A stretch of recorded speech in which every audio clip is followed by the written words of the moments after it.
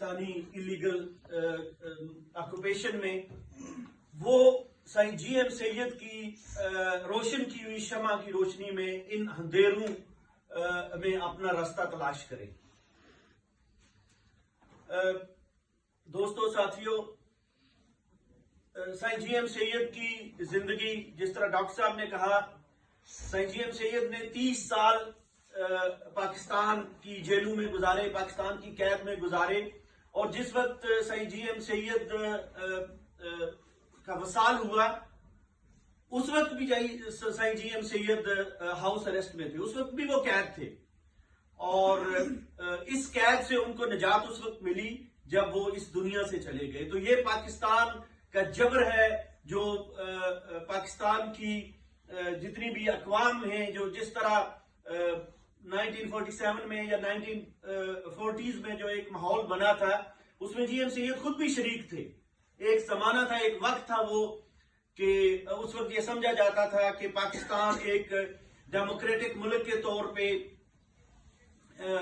شاید انڈین سب کانٹیننٹ میں جو مسلمان ہیں ان کے لیے ایک بہت اچھا قسم کا ملک جو ہے وہ بنے گا اور ان کی تعمیر و ترقی کا ذریعہ بنے گا۔ لیکن سائیں جی ایم سید کو تو پاکستان بننے سے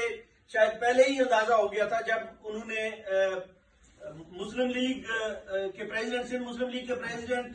تھے، اور اس کے بعد انہوں نے 1946 میں پروگریسو مسلم لیگ کی جب بنیاد رکھی، تو سائیں جی ایم سید، وہاں سے ہمیں یہ اندازہ ہوتا ہے کہ سائیں جی ایم سید کو پتہ چل گیا تھا کہ یہ جو ملک بننے جا رہا ہے، اور انگریزوں کی سامراج کی جو سازش ہے،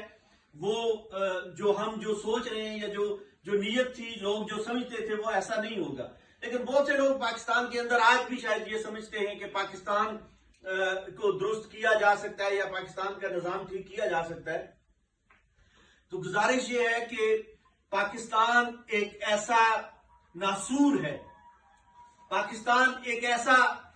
گڑھا ہے، جہنم کا گڑھا، جس میں یہ ساری اقوام، بلوچ، سندھی، پشتون اور جموں کشمیر کے عوام جس کے اندر جل رہے ہیں۔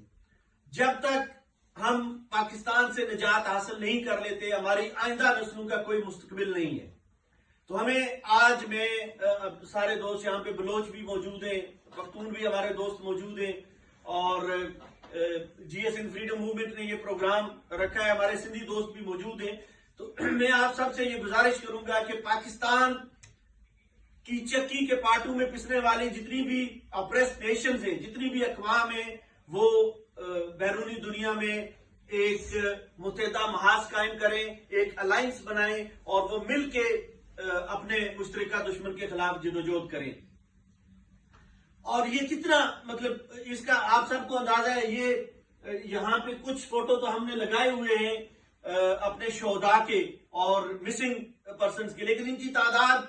وہ فوٹو اگر یہاں پہ سارے لگانے شروع کر دیے جائیں تو میرے خیال میں یہ کمرہ کم پڑ جائے گا۔ ان کی تعداد ہزاروں میں ہے، یہ کوئی 500، 1000، 2000، 5000 نہیں، ان کی 20 ہزاروں میں ان کی تعداد ہے، جو مسنگ پرسنز، جنہیں پاکستان کی جابر اور پاکستان کی ظالم فوج نے جن کو اغوا کر کے انہیں آج تک ان کا نام و نشان نہیں پتا کہ کیا ہوا کیا نہیں ہوا، اور کوئی پوچھنے والا نہیں ہے، کوئی عدالت نہیں ہے، کوئی دروازہ کوئی وہاں پہ کھٹکھٹایا نہیں جا سکتا ہے، کوئی پرسان حال نہیں ہے ابھی۔ اور ان کی بربریت کی حالت آپ دیکھیں، ابھی جو منگل کے دن ہمارے کشمیر میں انہوں نے جو کیا،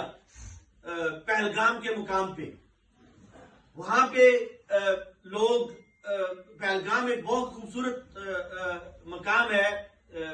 کشمیر کے اندر، سیاحتی مقام ہے، جہاں پہ دور دور سے لوگ جو ہیں وہ آتے ہیں، اور ہمارے کشمیر کے اندر ہمارے لوگوں کا جو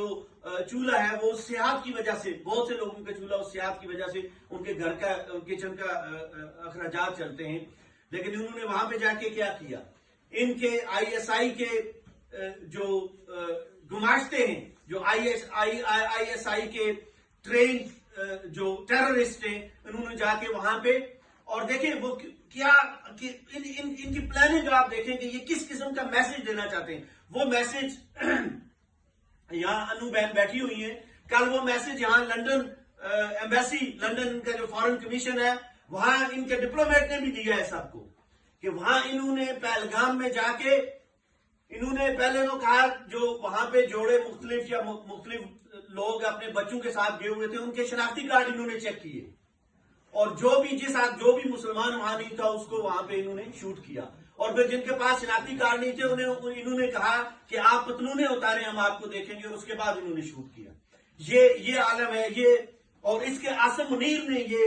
کچھ دن پہلے تقریر کی تھی، اور اس نے کہا تھا کہ میں بلوچستان کا بدلہ وہاں کشمیر میں لوں گا۔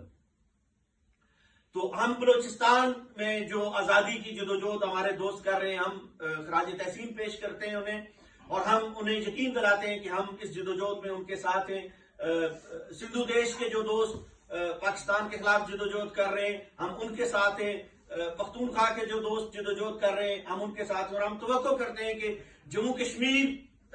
کے لوگوں کی آزادی کے لیے، جموں کشمیر کے لوگوں کی خوشحالی کے لیے بھی آپ اسی جذبے کے ساتھ ہمارا ساتھ دیں گے۔ جموں کشمیر کانسٹیٹیوشنلی پاکستان کا حصہ نہیں ہے۔ اگر پاکستانی آئین آپ نے پڑھا ہو تو آرٹیکل 257 کلیئرلی یہ کہتا ہے کہ جموں کشمیر جب آزاد ہوگا تو یہ لوگ اپنی مرضی سے فیصلہ کریں گے کہ انہیں پاکستان کے ساتھ کس قسم کے تعلقات رکھنے ہیں، اور یہ فیصلہ ہم کب کے کر چکے ہیں کہ ہم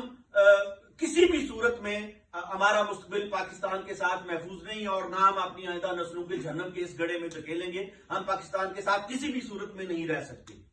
پاکستان کے ساتھ ہمارا کوئی فیوچر نہیں ہے۔ اور جن لوگوں کو یہ خوش فہمی تھی،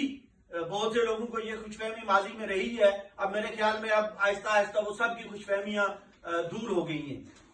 تو دوستو ساتھیوں، مل کے جدوجہد